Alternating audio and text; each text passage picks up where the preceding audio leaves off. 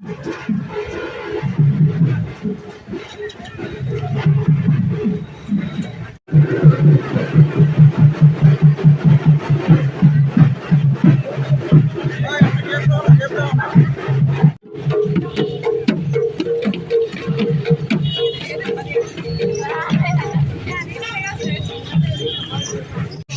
সম্পন্ন সংস্কৃতিবান মানুষ যারা প্রত্যেকে স্বতঃস্ফূর্তভাবে অংশগ্রহণ করেছিল গতবার, এবং এবারও ঠিক গতবারের মতনই ব্যাপক উৎসাহ উদ্দীপনার সঙ্গে কৈলাসহরের বিভিন্ন স্কুল থেকে শুরু করে সাংস্কৃতিক প্রতিষ্ঠান থেকে শুরু করে শুভবুদ্ধি সম্পন্ন মানুষ সবাই অংশগ্রহণ করছেন।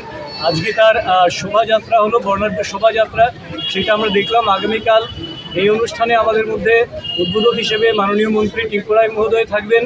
বাকি আমাদের বিশেষ অতিথি হিসেবে আমাদের আসাম থেকে আসছেন দিগন্ত বিশ্ব শর্মা মহোদয়, যিনি সাহিত্য একাডেমি পুরস্কার প্রাপ্ত এবং বেশ কয়েকটা ইউনিভার্সিটিরও তিনি প্রধান উপদেষ্টা।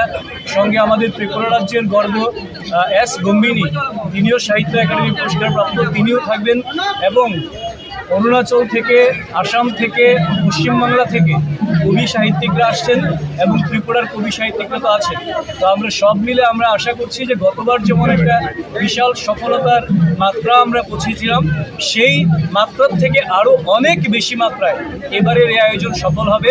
তার জন্য কৈলাসহরের সর্বতোভাবে সব মানুষ এখানে ওতপ্রোতভাবে জড়িয়ে আছেন এবং সাহায্য করছেন, অংশগ্রহণ করছেন।